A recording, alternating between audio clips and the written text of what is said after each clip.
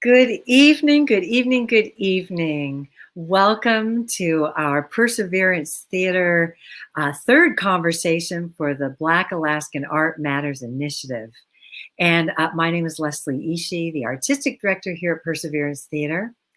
And it's my honor and pleasure to open this evening. And hey, let's just name this. We are the alternative to the debates.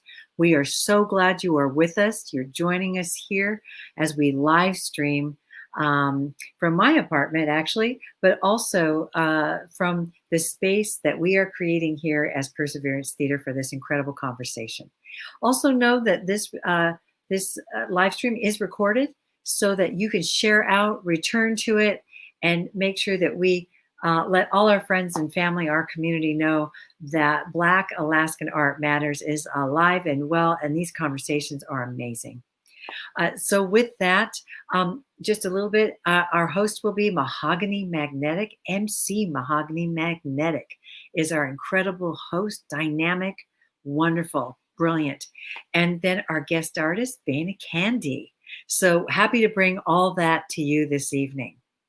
And as we do, we take a breath and we begin with land acknowledgement. So here at Perseverance Theater, we invite you to join us in offering deep gratitude to the Occoquan and Toccoquan peoples of the areas around and including what is now known as Juneau, Alaska. It is all Tlingit Ani, Tlingit land, which has been stewarded by the Tlingit people since time immemorial. We also ask you to join us in finding ways to recognize, honor, and enact this in all you do in these beautiful Tlingit homelands. We also invite you to join us in honoring and expressing deep gratitude to the Dena'ina peoples of South Central Alaska, where we also conduct our work in Anchorage, Alaska. Join us in finding ways to recognize, honor, and enact this acknowledgement in meaningful ways. For more than 10,000 years, Alaska Natives have been and continue to be integral to the well-being of Alaska. One cannot be without the other.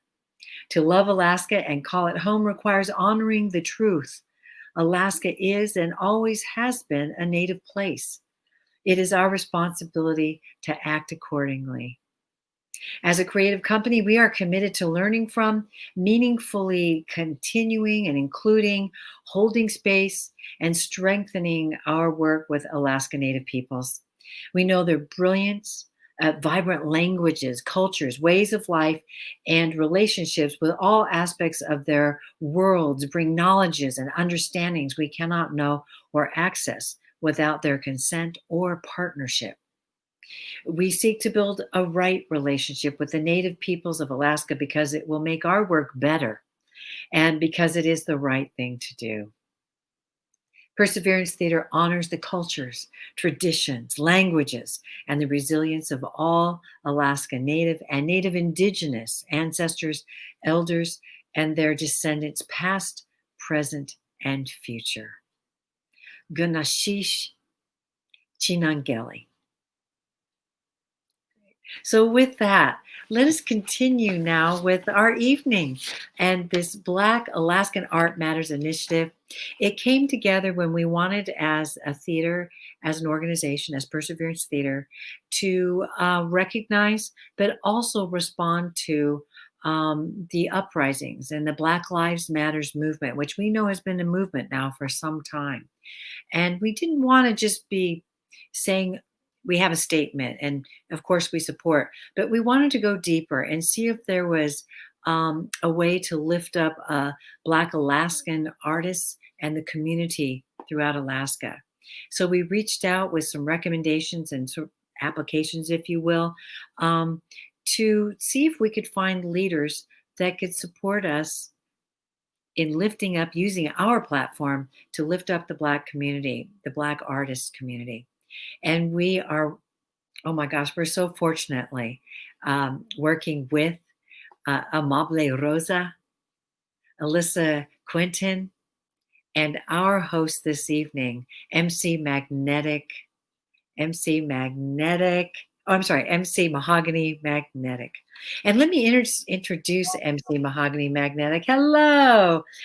You reside in, yes, Middle Earth, aka Midtown Anchorage, Alaska, at her Wonder Woman hideout. And in the fifth grade, it's known that Miss Wonderland used to be known as Kid Dynamic because her rhymes exploded minds upon impact. MC Mahogany is also a veteran of the U.S. Coast Guard and has also earned degrees in anthropology, forensic death investigation, English, and is currently working on her MFA in creative writing and literary arts at University of Alaska Anchorage. Some of her works have been published in print and online in anthologies and journals, including Building Fires in the Snow, Queer Magic, Beyond Power Beyond Boundaries. Also, you'll find MC Mahogany's work in International Women's Poetry Movement Anthology, her self-published poetry and short story books, BFAP, Insights at the Bus Stop, and Everything and Nothing at the Same Time can be purchased on Amazon. Magnetic's list of accolades also include riding her bike 100 miles in one day. Wow. And jumping over 5 cars on her bike and chaining herself to a tree. This is the part I love, for justice, equality, and respect for all people. She loves writing poetry every day. You are a superhero. Oh my gosh, let's everybody give a warm virtual welcome to MC Mahogany Magnetic. Thank you so much for being with us. And I now hand the baton to you to have this wonderful conversation. Yes, Take it away, MC Mahogany Magnetic. yes, thank you, Leslie, for the awesome introduction there. Yes, I am MC Mahogany Magnetic.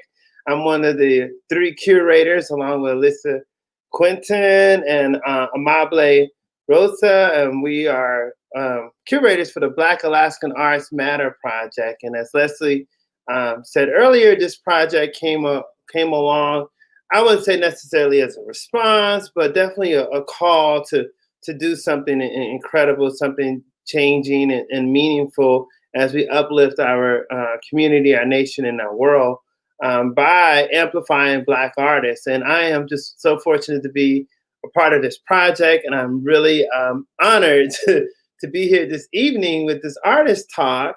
And I'm just so excited to bring this artist on. This artist, Baina Candy, has been a friend of mine since 2014. I mean, we're like thick as thieves, and we just have such a good time together, creating work, creating art, creating like things for television and all kinds of events that we've been a part of. It's so interesting. And we have some other artists that are not here with us that's going to be on this panel. And we're going to talk more so about poetry as well and writing. But with just Baina and I, we can really spend some time talking about this idea of content creator, digital and visual media, virtual media. So that's what we're really going to get into. And we hope you all enjoy this. So without no further ado, let's bring up the wonderful, dynamic, super magnetic, ultra Baina Candy. Hey.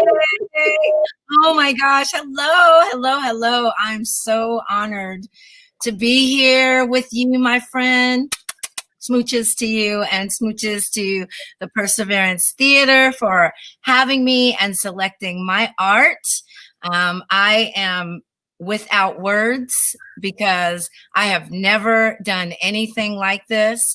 And it is because of my artistic friends that they have inspired me and encouraged me to step out of my comfort zone and, just make some changes and reach out to all platforms that, have art to do with it, and be a part of the art that I do in the world, in the community. Thank you so much for having me.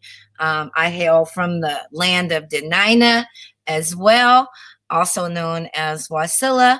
And I am very happy to say that it is just me and you, and I am so glad for the rest of the crew being here and there, and all of you who are watching everywhere. God bless you, and thank you for having me.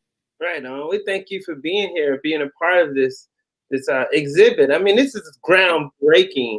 I mean, one, we're in virtual mode, and I mean, no thanks to Corona, that we've had to exist this Right. way.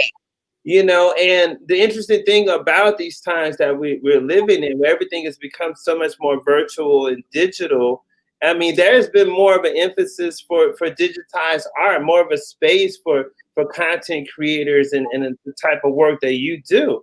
And so this is just really, really good time, good opportunity for us to talk about those things. But before we get into that, we want to know a little bit about the history, the legacy of Bana Candy. Like, where are you from originally? Originally, I was born in Cleveland, Ohio, and I didn't live there for very long. I think my parents, we lived there probably until I was about 3. We moved to Maryland, and then we ended up in San Diego when I was in like 1st, 2nd grade. And I pretty much grew up there throughout my whole school time. The whole time I was in San Diego. I came to Alaska because I'd never been here. And my girlfriend was just like, hey, let's go to Alaska. And I was like, hey, all right. And I just fell in love with the place. When I got off the plane, the sky was indigo blue. The stars were absolutely beautiful. I never even knew that anything like that existed. I mean, I know that, it was just like a whole new world. I feel like a Disney character right now, but a whole new world. You got a green screen over here. So I was really super excited to be in a new place, somewhere that I had never been before.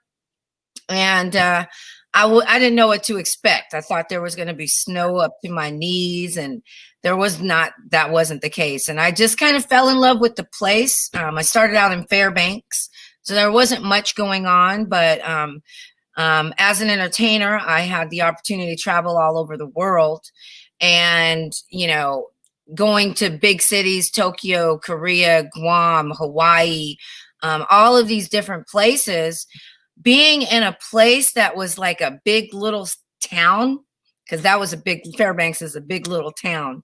Being there, it really just made me feel like I was in my own, like I could think and I could, consider the possibilities. Like I felt like I was really connected to God, being in Fairbanks and being in Alaska. And the first time that I saw the Northern Lights and I clapped my hands and was screaming and they would dance, I already knew that was it for me. I was just like, yep, rooted. So I've been in Alaska now. After living in Fairbanks for a couple of years, a couple of seasons, I came down to Anchorage. And I just decided, okay, well, this is not a big little town. This is a big little city, and I can do this place too. And so as an entertainer, I decided to come here, work here, and the rest is history. If you want to go, I'm here. I'm here for the artists, for the people to get to know me. So that's all I have to say about that. Right on. Yeah, I know. I had that kind of same story. I was only supposed to be here like a year, just do some geographic information program, and then I was out. Mm-hmm. But no, here. And so, please let us know about your journey as an artist. The work that you submitted for this art show. I mean, when us curators was talking about it, I was like, wait a second, like, look, that's like from like 12, 13 years ago. So obviously Bana's been doing art a long time. So and then there's another video we was like, man, we just can't include that, where you're like doing a yard sale and stuff in front of your house, and you create the video and everything. And The only problem with that was it's like, well, we can't go and buy that stuff now. Yeah, that Yeah, okay. you had it a long time. Yeah. So, I remember when it hit me when I decided, that I am going to have my own television show. One day I'm going to have my own television show. I was in my late teens. I think I was barely even 21. Then I started traveling all over the world. And I ended up in Japan. And in Japan, I was entertainment for entertainers. Dennis Hopper, Magic Johnson, lots of famous people, sumo wrestlers, lots of Japanese famous people. And this one time, I'll never forget, I was the entertainment for Janet Jackson. And, I didn't believe she was coming to the party, but then she showed up. And I was like, oh my gosh. So I have to MC this event. I got to make sure that everybody's having a good time. I got to also make sure that Miss Janet has everything that she needs. Her drinks are being served by the waitress and everything's good. And I got to also make sure that when Miss Janet Jackson wants to get on the dance floor, that she's not, bothered. So finally, she decides she wants to get on the dance floor. She sees me MC and she's been watching me for a couple hours. She finally decides it's time for me to get on the dance floor. All her dancers follow her to the dance floor. Everybody get on the dance floor. And I'm just in the back by the bar, just like freaking out because she's there. And next thing I know, she grabs me and she puts me in the middle of the circle and she's like, let me see your move. So I just started dancing. I didn't know what to do. I was just doing a little something. She goes, oh my gosh, you are so beautiful. What do you want to do? And I was like, I want to have my own TV show. And Janet looked at me. I'm not even joking. Janet Jackson looked at me. She grabbed my hands and she said, I'm going to tell you something. You are beautiful. I believe in you. You can make that happen. Don't matter how long it takes, no matter what you got to go through. Just have faith. Just believe it and it will happen. And so I just kept that in my heart. Now, mind you, I was 26 years old at the time.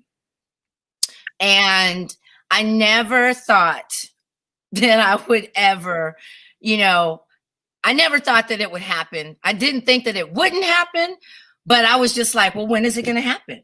Like, when is it going to happen? And finally, it did happen.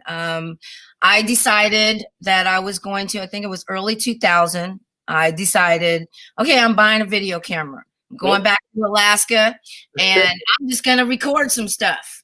And that's what I did. And I recorded some stuff. My very first thing that I recorded, it was, gosh, I cannot think of her name, but William and Fraser, they have a company here. It's called William and Fraser.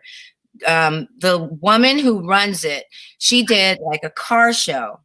And she was like, yeah, you can come set up. You can do whatever you want.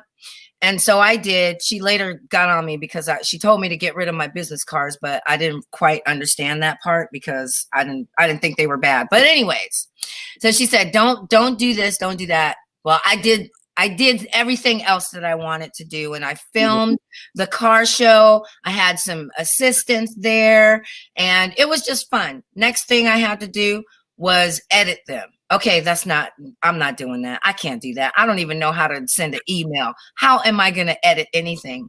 So I just went through the phone book and I started looking for editors. That was back before smartphones. I started looking for editors in Alaska and I called so many places and everybody was out of my price range. And then somebody gave me a referral. They said, call Brad Swinson. He may be able to help you. So big shout out to Brad Swinson of Swinson Media at the time. He took on the project. He was able to create 3 shows out of all the footage that I gave to him. And when he was done, he was like, Baina, I think that you're a great on-camera presence. I want to produce a TV show for you. And I was like, thank you, Janet. Thank you, God. And so that's how the Baina Candy Show started. And we started a page on YouTube. And that featured, a lot of people, places, and things, including the Duck Ball and fashion show at Bernie's and featured other people's art, and we did a bunch of different shows. So I Now, think in that process of creating this show, so this is what I was emphasizing to the other curators, just talking about your submissions, is that in that process, you're the artistic director. So right. what if someone is doing this part or holding a camera here or doing this from the beginning to the end? That is your vision. Like, Yeah. I mean, how did you come up with the idea to have to do the music? Oh gosh, I wish you could show that submission. I meant to ask about that earlier and everything. You can show your piece. But you have music going on, and then you're like talking about the music, and then it's like this green and black, kind of like phase out and everything, So it wasn't just like a straight like footage or film Right. thing. I mean, you cut this, you have an eye for things, and I know from working with you over the past few years, you see things a certain way, and it's like, and then when it comes out, it's like, oh wow, that's pretty cool. And it's like sometimes as like, I know as actors or people in these work, we don't see the larger vision that you have as the creator of this content. Well, I have to say that it was a big learning curve for me because one, the technical part, I don't get that. So I've been fortunate to have the opportunity to be in the room with a lot of my editors and kind of, they say they give their opinion, I give my opinion. They show me this, I ask them if we can do that. So it's kind of a collaboration and them actually picking my brain and showing me what's available so that we can move to that stage. And at the same time, as far as the submission goes, that was every Monday, several years ago, I don't know how many years ago, maybe even 10 years ago, my friend John Reeves, he used to have this event called Monday Love. And at the time, yeah. At the time, I was dating this guy named Caleb, and he used to always go to these really cool events and these really cool things, but he never would invite me. And finally, I got mad and I was like, you never invite me to anything. And he was like, you should come over here because we're playing music. And I was like, okay. And so I went, and the first time I was like freaked out because I'd never been in a space with so many artists who are just like, they brought their own gear, they brought food to eat, and everybody, it's just like hippie central, it's smelling all good. There's a fire going, people are sharing beers and they're passing around a bottle. It was just beautiful, but it was intimidating for me because I didn't, I came from a more glamorous space of chilling and hanging out and entertainment and chilling with my homies. Right. So once I got more comfortable with that environment, and once I realized that, I can be myself over here, then it was like, okay, well, I'm going to go ahead and be myself. And then they had a microphone. And then I started singing. And then they had a xylophone. And then I started playing. And then I was like, oh, I'm going to bring my video camera. And then the next thing you know, I was like, oh, now I'm going to be an MC. I know. That's what I remember. Like when the first time we was kicking it, and I was like, I was walking across the street on Spenard or whatever. You like, we just met like a few months before. It's like, come on, Mo, let's go over here. And so I go with you, and I don't know the name of that place on Spenard and everything, because you had like this open mic session thing. Yeah. The cool thing about it is that no one in there were like, skilled musicians and everything. Everyone was just like playing music and banging, and it was like freestyling on the mic and everything. And that's what I really love about you as an artist. I mean, you just go. The cameras always just go, and just like so creative and so spontaneous in the moment. And whereas a lot of artists, especially performing artists, things have to be scripted for them a lot, and you're very talented to where you don't necessarily need to be scripted. You can just go, and then it's like, wow, that's just really, really, really cool. Yeah. The work that you do. And I'm still thankful to you for showing me how to cut. I mean, I was sitting there with that Adobe Premiere like for like a whole year, hadn't advanced at all. And then you just came over like, here's the razor tool, Mo. And like, boom, it's on. I'm like, oh my gosh, I'm cutting it all up and everything. That's what the editors call cutting up. Yeah, cutting up. Cutting up. Yeah. You know, I'm sorry. I have to say, you know, that particular episode of the Band of Candy show really means a lot to me, because the people that were there and that were playing, a lot of them now, even though Monday Love doesn't happen anymore, I'm still in touch with John Reeves, you know, Clyde from Rainey Vixen. She and I talk all the time, and her music, and she's still growing and she's still doing. And, you know, all the people that I mentioned, Mikael, for example, who was also on there, he is doing a really great job with Alaska Thunderfunk. You know, he's played with some really heavy hitters. And for me to, you know what I'm saying, to have interviewed him before he became the lead of that, you know, it really, I couldn't do this by myself. And I believe that my process is not doing it alone. I'm a better artist when I have people there with me. Like, sometimes I get down on myself because I'm so needy. I'm here for you. Hey, look, Alyssa Quinn. She's one of the Alyssa Quintine. My bad. My watercolor moose. She comment last week. Right. He just said she really did love the underground music show that you did. Oh, thank you. You know? I mean, and that just goes to show how much your work has like influenced people here in Alaska for many years and stuff. And it does not go unrecognized at all. And no, you don't do it alone. And you never want to do it alone. Trust me, I know. Like, please, just go do it yourself. Yeah. Leave me alone, man. I'm going to sleep. Can you see I'm on the floor? Leave me alone. Oh my goodness.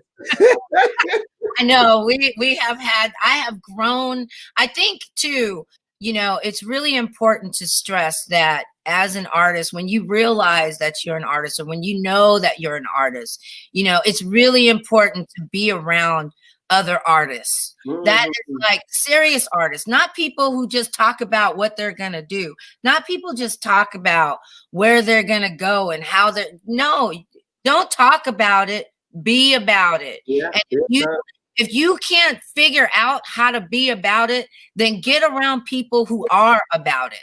I'm glad you brought this up, because that and Alyssa's comment, because one of the things that we have not talked about in throughout this exhibit, this talk, and as we was talking earlier with Leslie of the Perseverance Theater, it's like, you know, we don't want to have, you know, code switching. We don't have to worry about code switching for anything like this, and we can just be Black unapologetically, right?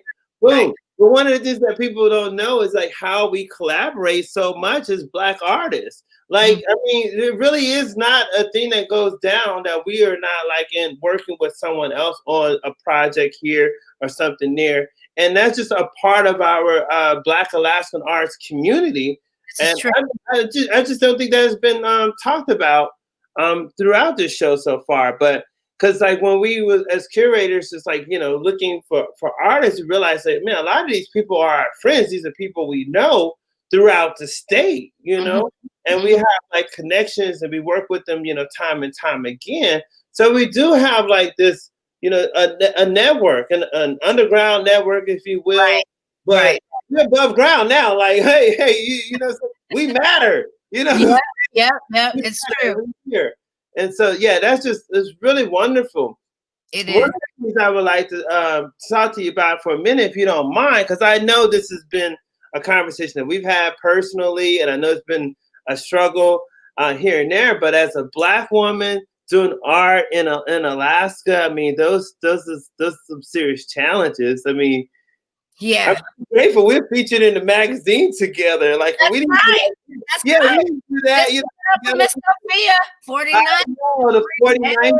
Hey. Like, we both Hey. agents here, like what? But Yeah. in that particular magazine, which is a black magazine, the first urban magazine of its kind in Alaska. But this month's episode, it really focuses on black women artists here in Alaska. You know, so yeah, what is it like for you? You know, is it? I know it's challenging. That's probably to say the least. If that's a question. Well, here's I hope, can I just keep it real? Can I be 100? Can I Yeah. be 100? I'm going to keep it real. I'm going to be 100 because, I come from a subculture industry. I worked at the Great Alaska Bush Company for nearly 17 years. And for me, that was my way of, that was my artistry, dancing, entertaining, that was me as an artist. And I've always thought of myself as an artist because, one, I was a professional artist because I was getting paid, and two, I was an artist because it just came so naturally to me, like that's where I was supposed to be. Just like a person who just paints, they wake up, they watercolor, paint. That's it. That's what life is all about. That's where I come from. So when I left that subculture, the artist in me kind of died. The artist in me kind of died. Like I didn't know who I was. I couldn't see myself as an artist because as far as like what I longed to do and what I saw myself doing as far as producing my own television show, having my own television show, it was going to take money. And now I've left my art behind to start a new chapter in my life, but I don't have no money. I can't afford to make this happen. No. And so I kind of died and I was depressed. I literally, and you were there with me, Mahogany. Yeah, I sat on I remember the Great Depression episode. I wrote a poem about it. You one way, mother up. Yeah, oh yeah. I wrote a poem. Yeah, because I remember like there's the only thing that I could do when I left that subculture lifestyle was finally, after finding a job at the mall, go home and sit on my couch and watch TV. Because if I did anything else, it was going to be drinking and drugging. And I had left that with the lifestyle. I didn't want to relapse. And so instead of drinking, instead of drugging, I would go to work. And every week I would go and see a psychiatrist every single week without fail. And it took me 2 years to realize, well, that person is still in me. I just figure out a way to create this art that I so long to do. And so that's how the red carpet came into play. Thank you for your vulnerability. I mean, that takes a lot to say that. But I'm glad you did. I mean, it's real and it's real talk. And one of the things that, like, for me as a curator, when I first saw the submissions coming in, I was like, why is this? Why is this? These are not, as Alyssa says, I can't get over the watercolor mousse. Why is it not art for art's sake? You know what I mean? But because we're dealing with something, a whole different dynamic. We're not afforded the opportunity just to create some. Oh my gosh! Okay, I was about to cuss there. You didn't know, hey. You ain't put no dollar bills in the curse jar, baby. So yeah, we don't just create art for art's sake. It has to make money. If it don't make dollars, it don't make sense. And then so it's like, yeah, you left, one job, that you was doing for some time or whatever, and you was artistic then, and like to go and to be in another space where you're not expressing yourself in any artistic manner whatsoever. But in order to be whole, you have to continue making art. But also you got to figure out how to make money at this too. And so one of the things that we talked about over the last couple months as curators and other conversations about this is how does, as Black artists, that we, use art to create income for ourselves, to create wealth and create opportunities. Oh my goodness, we got some wonderful comments. Irene, thank you for being honest. Your art and mental illness. Art heals, especially when it makes a living. Yeah, I would say that's been a really serious theme in our relationship. It's mental illness and healing and coming over rehab. We've collectively between the two of us, we've done it all there is to do, and we've struggled in moving forward and getting past to where we're now, where we at today. And the beautiful thing is knowing that no matter how good things are, relapse can happen anytime. Anytime, yeah. Anytime. That's a real thing. That's a real thing. Whether it's substance abuse, alcohol abuse, or it's mental illness, relapse is relapse. Yeah. We both work every day to keep one another encouraged and stuff. And it's like, yo, you feeling down? Yeah. Leave me alone. Okay. Yeah. Well, wake up, idiot. God. Right. I have to say, like, I didn't realize to what degree mental health can be such a jail cell until, you know what I'm saying, until I was sat down, until I decided to change my lifestyle, until I decided, okay, I'm not drinking and I'm not going to use drugs anymore. And when I decided to start Diamond VIP services, it was a way for me to go to a concert. It was money for me. Like, I have this service, let me do this for you so I can go to this concert, because I needed to hear Twista say, let me make you a celebrity overnight. Because it's not just any old service. What people don't know about the red carpet, it's like nobody had a red carpet going on. When everybody feel like a superstar. And to me, being an MC Mahogany Magnetic, is like, yo, my whole thing is to put people on stage and give them an opportunity to shine. And that's another level of artistry. And I think sometimes it's not recognized, is that, yeah, it's one thing to perform, but it's another thing to produce and create space for others to do. And you do that absolutely with the red carpet. It's just a wonderful thing. And I want to say too that when it was time to do the submissions for that, Bain and I was talking. I was like, "Yo, you should really do this, really do." But I'm not an artist. I'm not. I said, "Yes, you are. Yes, you are. Do not doubt for it. Yeah, create. It's not hard." It was very difficult for me to accept that I was an artist, and it's still at this moment, like, I still kind of get freaked out when I think about it. So, my girlfriend was asking me what my title is, and I was like, title? What? And of course, okay, a CEO. Well, the CEO of what, Baina? Well, I'm the CEO of a multimedia production red carpet corporation. Oh my gosh. It's just like, it's kind of flabbergasting that this is just what I am, and accepting the fact that I had to sit down for 2 years to figure it out, and accepting the fact that after 5 years, 6 years of knowing you, Mahogany, I had to, recapture the artist in me. I had to take ownership of that person in me again. So I just want to thank you for encouraging me, because I thank you for encouraging me. Like, I mean, I know, like, I'll just run off and I'll just do some stuff and I'll be doing my thing or whatever, but I wouldn't feel that strength. I wouldn't feel that encouragement to do that if I didn't have you on my side, on my team.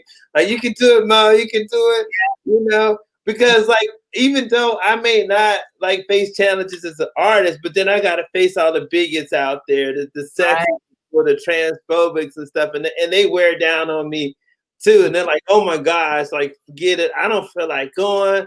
The people gonna have to do the mic by themselves. They're gonna have to march for. I'm done. I'm Lucia. I'm not even Mahogany no more. Oh my God! Time and time again, and I mean, it is. I'm thankful that we have great sisterhood and everything. Yes, I am grateful too. Yeah, but nevertheless, but that relationship that we share every time. I mean, but that right there has also cultivated us into being the artists that we are Yes. today. And I mean, like since the quarantine is going going down, it's like boom, we don't like popped up to the top Right. of the cream of the crop. Like, what's going on here? It's like, Oh my Mahaki, you gosh. doing this and you doing that. Beta, you doing this. It's like, I've always been doing this. Like, you weren't paying attention now, but hey, look at me now. And You know, it's so amazing how this pandemic has been, a double-edged sword. On the one hand, I can't set up my red carpet. You know what I'm saying? I bought a photo booth. I can't set up my photo booth. I still got to pay for it, but I can't generate any revenues. And in this pandemic, I was able to create a pandemic production that has celebrities, Michael Collier, who everybody knows who that comedian is. He was in a whole bunch of stuff. And what's his name? Gerard Crawford, who was a drummer for Lauryn Hill.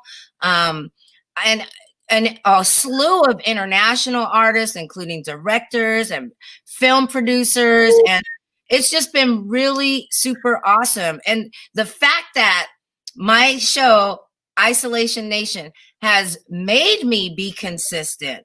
It's made me create more art and get out there and just be in my garden and just doing stuff. It's made me do that. And because of that consistency, because of my wonderful team, because of my wonderful husband, and the fact that we were able to keep the internet on during the dang on pandemic, we are now streaming on Roku. It is truly a blessing to see all of that and to be able to produce it.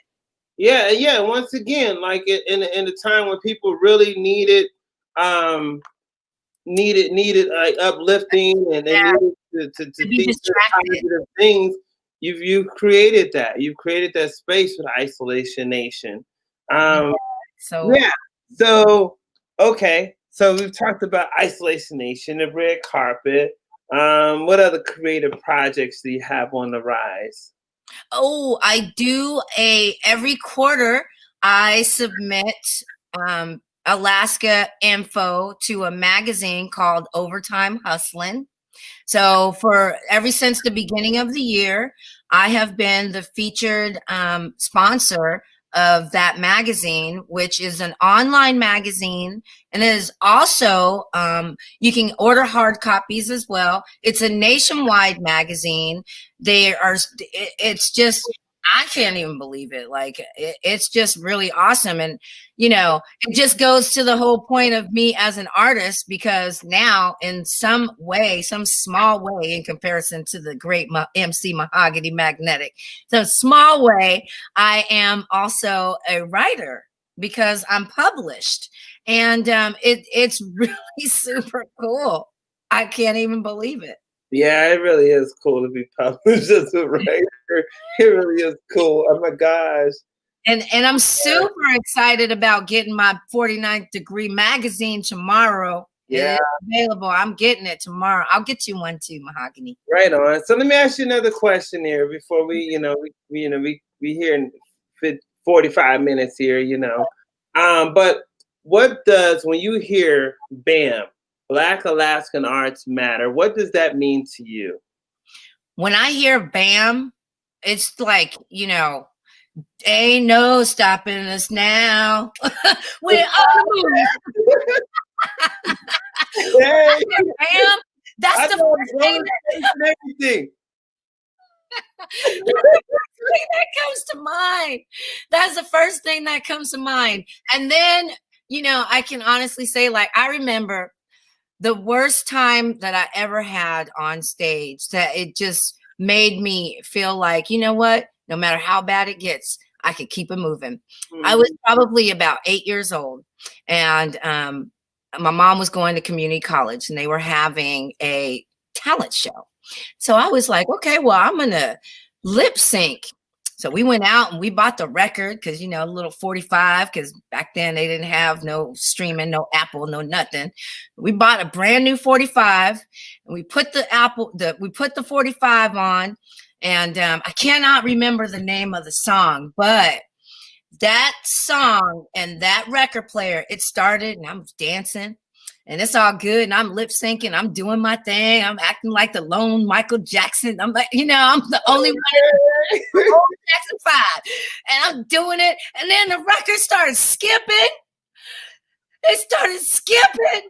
Oh, no. And it skipped some more. And it didn't even stop skipping. And then finally, and I kept dancing, girl. It was skipping and I was dancing. I did not care. But that's how hip hop started. That's how the not hip hop started, but the whole DJ turntable, right? DJ Red Hurt. Yeah, because it was the skip in the record and everything. Right. The beat, and out of the break beats came break dancing and everything chopping up from there. Those break beats, the record skipping. But yeah. Yep. So it just made, like, when I hear the word BAM, I think about, ain't no stopping us now. No. And no matter what happens, just keep doing it. Just keep doing it. It doesn't matter if you don't know how.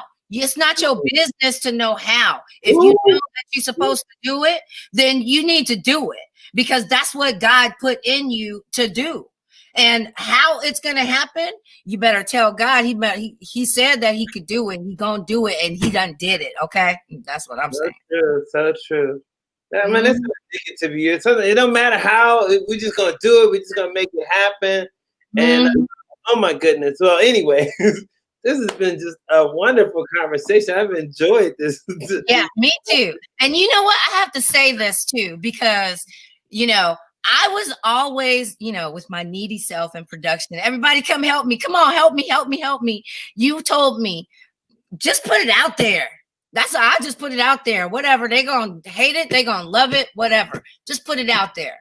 And finally, that's what I started doing. I knew that I had to do something to make me feel confident about putting it out there. So I hired an editor. And I give him instructions. He sends me. I direct him. I co-create with him. My vision about it is that if you do not create your art and put it out there, and then it builds, it can manifest in your body as like negative energy and become very overwhelming and depressing. And it doesn't matter what the audience is. We do not create art for, at least I don't, you don't, we're not creating this per se for other people. I love it. This makes me happy. I do. This is my best. I can see this. Yep. And that's and enough. And so whatever, what people gotta say about it and however they feel. But that's the thing about art, and it always has been. I was just speaking with Valerie Miner, author. She's my mentor, in my creative writing program. But she's saying this analogy, like, she can read a story to 20 people in a room, and there are 21 versions of that story, including her. Right. So no matter what we do, no matter what we create, people are going to look at it this way, that way, or whatever.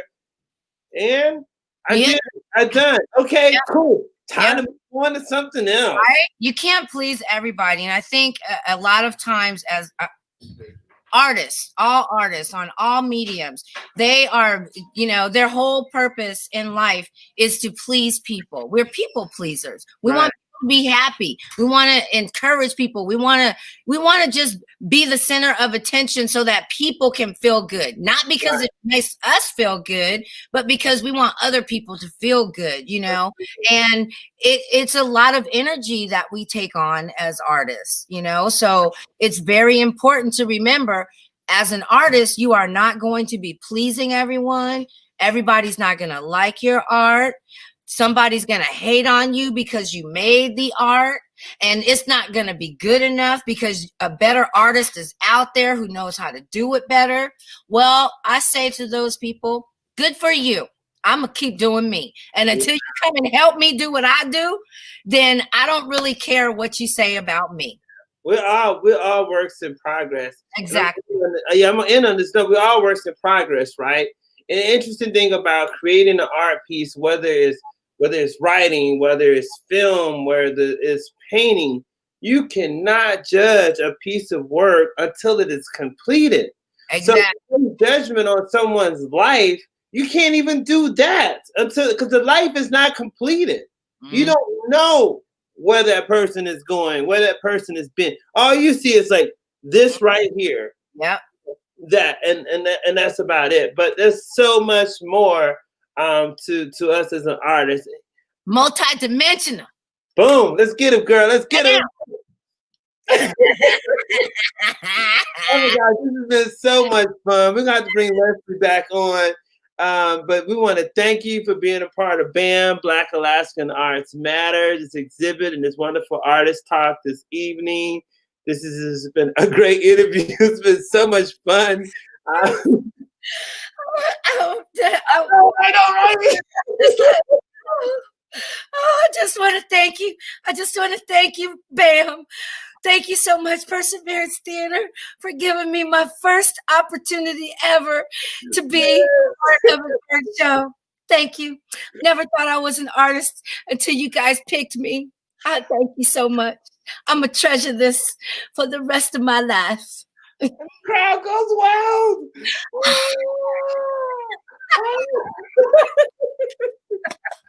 Oh my goodness. Leslie, come back, Leslie. Oh my gosh, y'all. I love this so deeply, so deeply. Well, it is my honor to bestow that gift to you, that trophy to you. Yes, thank you. Thank you. Thank you. Thank you. Thank you. Yeah. It is so wonderful. And I know that this is going to help me be able to create more art because of the funding that's going to come with an acknowledgement of this opportunity. It's the precious. Yes. Absolutely. Say, this is amazing. I want to just lift up a few things I heard. These conversations are so fantastic, and they uplift me as an artistic leader, and you all are artistic leaders. I heard sisterhood. I heard art supports mental health and overall health. Amplify. CEO, producers, that's you all. I heard making space.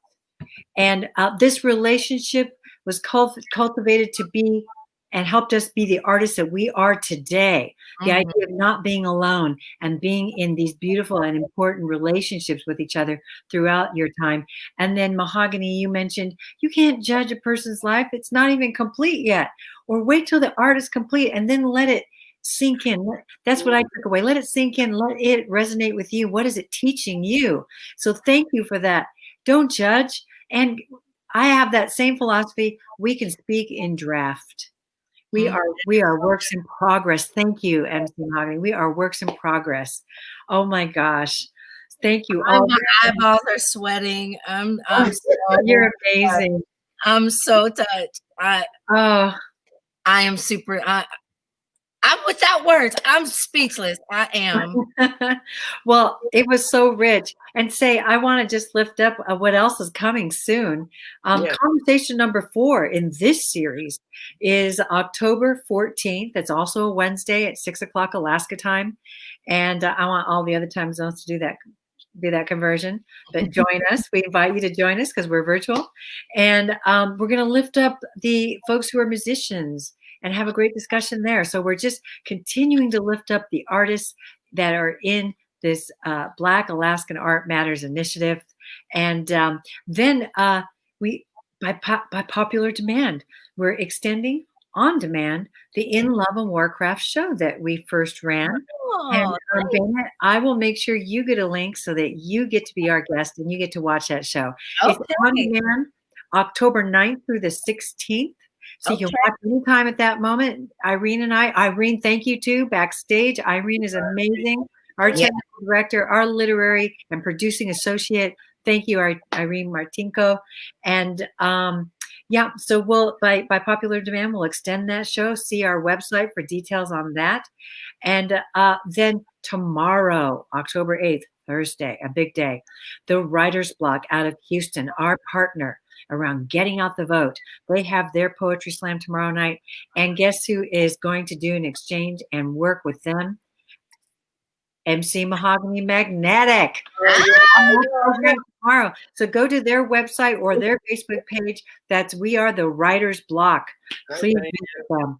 And then the very following night, October 9th, we exchange and have their artists come over to us, and we have our own Get Out the Vote. It's called Voice the Vote. And we have some poets, we have some musicians, and we have some civic leaders, really important leaders that you'll all know from Alaska, that will be encouraging us and inspiring us to also get out the vote. And we're encouraging our Black, Indigenous, and people of color communities to vote. You matter. You do matter. Your vote matters. Yes. Also, I'm going to give a shout out. yeah. Apparently, Alaska used to be one of the lowest ones on the rung as far as the numbers of folks who participated in the census. Guess what? Now we are tied for first. Wow. You get in there. That's good to me. That's good to me.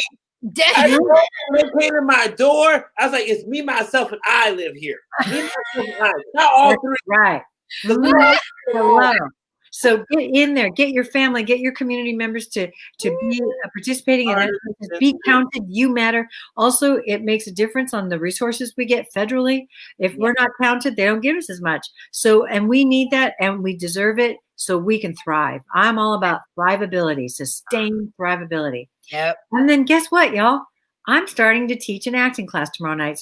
I mean, not in person, but yeah, I'm teaching an acting class. We start tomorrow night. If you want to join up, Alaskans get a very deep discount.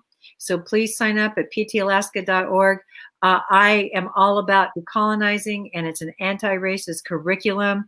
Join me. I saw Diane Fleekswade in there just a moment ago. I know Diane's coming to the class. So please join us. I love supporting artists. It's my favorite thing to do. It's my calling. So yeah, we have a lot going on. That class is called Stretch and Flex. So let's flex those artistic muscles. Let's stretch our artistry. I didn't know you was a theater teacher.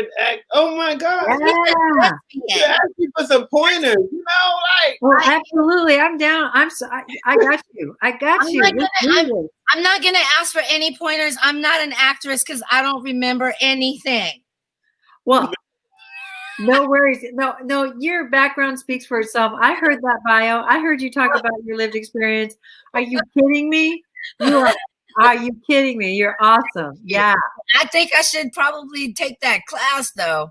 But if you want to brush up, come on over. Yeah, come on over. Like fun. That's good. You know what they say, iron sharpens iron. I like that. Mm-hmm. Oh, let's do this. Right on. Iron sharpens iron. Love it. Yeah. Oh, and then say, folks, we also have a show coming up that will be in early November after the election. We're not messing with that. We're going to after-elect. It's Spirit of the Valley by Frank Gattass. That is a Tlingit playwright, and it's a family-friendly play. So join us for that. And then we're going to have a Tlingit Christmas Carol. Oh, our playwright in residence is actually provided to us by HowlRound and Mellon Foundation. Vera is with us in residence, and she has done this amazing adaptation of A Christmas Carol. That is fantastic. She's so smart and funny. So that'll drop throughout the Christmas season. So just check out ptalaska.org. Oh, yes. And again, the conversation, October 14th, next week, this time. Yes. Curated Artist Talk here again. Bam! Black Alaskan Matters. Moblay's going to host that one. And I'm sure there might be a little bit of a reunion going on. Yes. I just want to say thanks to all of the curators. I know you guys had a lot of material to go through and some really, serious, deep, sweaty conversations. And I just want to say you guys are amazing. And I just want to thank you for taking that time out of your day and out of your weeks to make this happen. It didn't even have to be me selected, just the fact that you took the time out of your schedule to make those selections and be a judge, because I could never be a judge for I could, but not for anything like that. So this is for you. This is for you. I echo that because to me, the Perseverance Theater is like tenacity. Well, I actually had to Google, definition of perseverance. You know what I'm saying? It means it's tenacious, to Yep. stick with it, to keep Mhm. on going. I mean, and it's just a beautiful thing. And y'all just like leading this way and making open doors and opportunities Yeah. for us, that wasn't there before. So thank you. Black Lives Matter. You make me feel like Black lives really do matter. I Yep. Oh, thank appreciate you. that. That means the True. world. It's very Yeah. true. It's very true. Wow. I never Well, realized how much until I got the call. And then I was just like, All right. We're gonna wow. Thank you so much. That means the world because we wanted a Black-led initiative as well to lift you all up and to support. You mentioned your network throughout the state. We wanted to support that with our platform and our resources the best way we could. And we don't want this to be a one-off. We're not transactional people. We are relational. So this is going to continue. We're going to work at it and support it. all Yeah. right. Well, So thank thank you. you. Yes. So with that, we're going to sign off. We're going to ask folks, please wear your masks, take care of each other, be safe, socially distance. Thank you. Yes, MC Mahogany Magnetic for your hosting. Gifted at that. Thank you. You're a true artist. All of you are true artists in your own right. So thanks for being with us. Take great care. Take care of each other. Yay.